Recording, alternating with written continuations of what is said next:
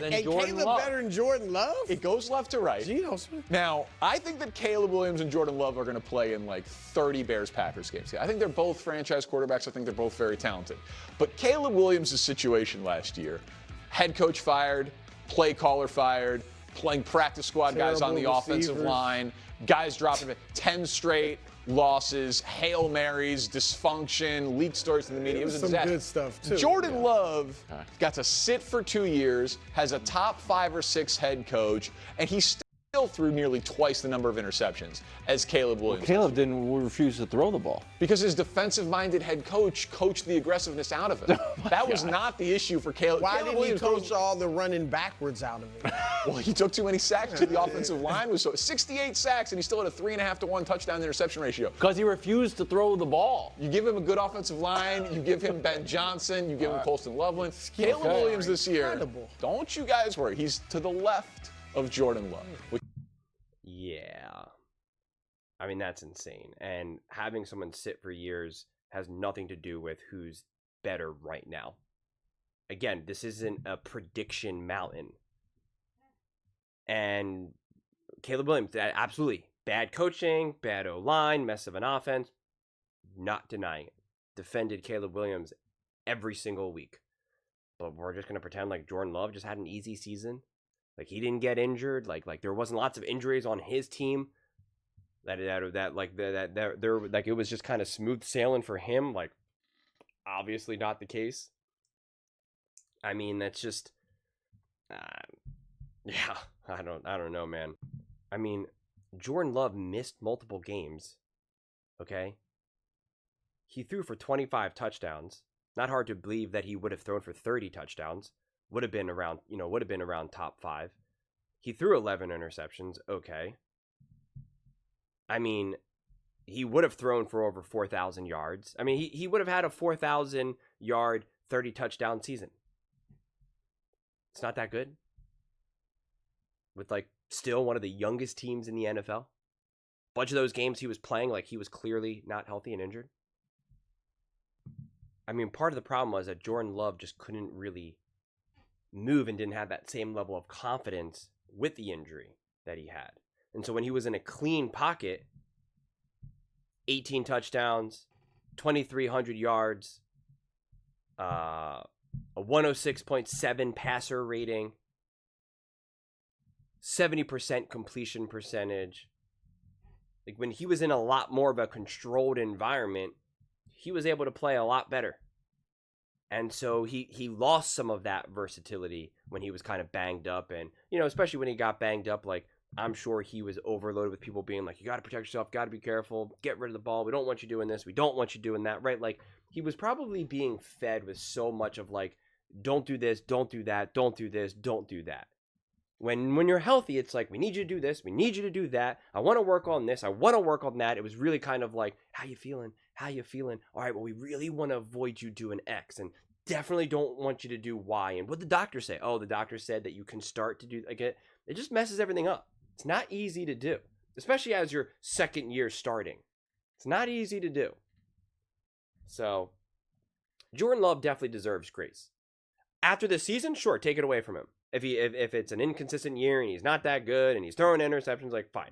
Rip him all you want. But, like, it's kind of funny because you want to defend Caleb Williams for the season that he had, which is fine. I'm okay with that. But then you're not going to defend Jordan Love because he's been in the league like a little bit, because he got to sit, I guess, for some years. I mean, I guess so. But like I said, this isn't prediction mountain.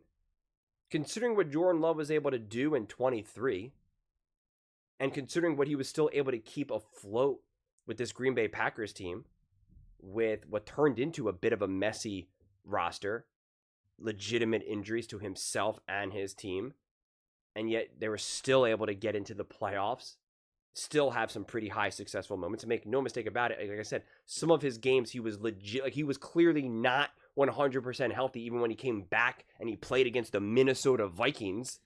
I remember watching that game and being like, I do not think this guy is healthy right now. Like, I was uncomfortable. I was like, I'm going to watch this guy get knocked out now for the rest of the year. And like, luckily, and it seemed like by the second half, things like loosened up a little bit.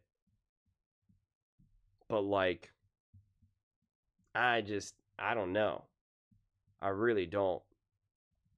I feel like I'm still in favor at this point of putting Stroud and Love almost like in their own little section of just like, you guys showed such awesome highs.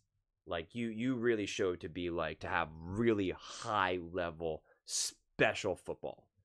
And then your following year was really messy, and we really can't give you the bulk of the blame.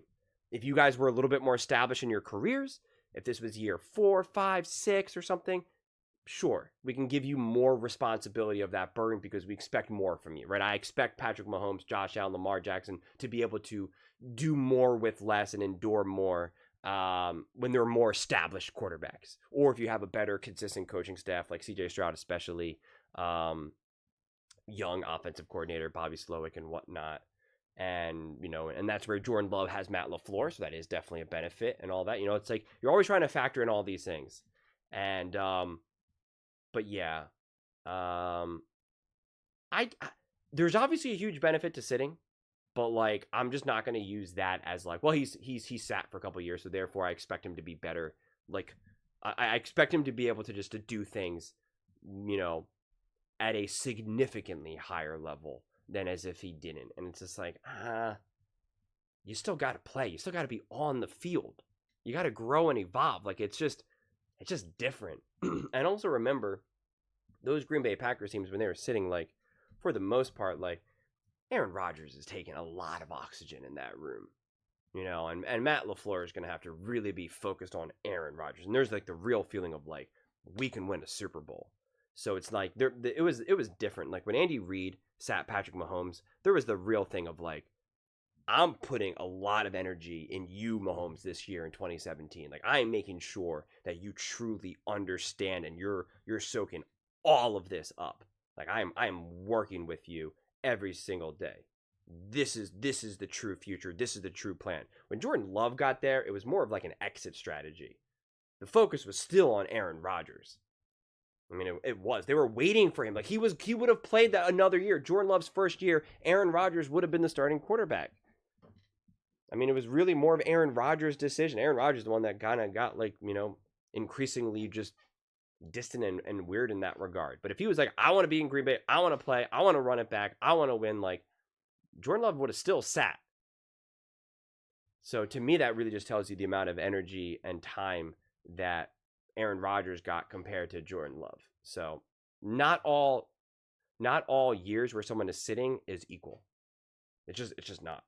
It's just not. There's only so much time in the day. And there's only so much energy that a coaching staff can dedicate to a backup quarterback, even if you are trying to develop him. There's just different levels to it. So, yeah. But I have high hopes for the Green Bay Packers and what they'll be able to turn around. I really do. But I do think it's fair to look at this as, okay, if you're a great quarterback, you're going to be great this year. If not, we got to figure out what's up. Those are just my thoughts. I'd absolutely love to hear yours. What do you guys all think about Jordan Love being behind Caleb, behind Dak, behind CJ, behind Purdy, behind a whole bunch of quarterbacks? Where are we at here? We know, of course, Mahomes and those guys. Behind Hurts, Baker, Goff, Jaden, Herbert, Stafford, Dak, Stroud, Purdy, Caleb. We'll leave Lamar, Allen, Burrow, and Mahomes aside. But let me know in the comments below. I read every single comment. So whether you agree with me or disagree with me, either way, let's get in some discussions. Let's get in some fights. But ultimately, let's just have some fun. And please do consider subscribing. We are building an amazing community here, and I absolutely love to see you part of it. I want to build something that we all genuinely feel connected to. Something that we're really excited to be part of. I think we're on our way to doing it. And please don't forget to give this video a thumbs up, as it really does help the visibility and the algorithm. Thank you so much. See you next time.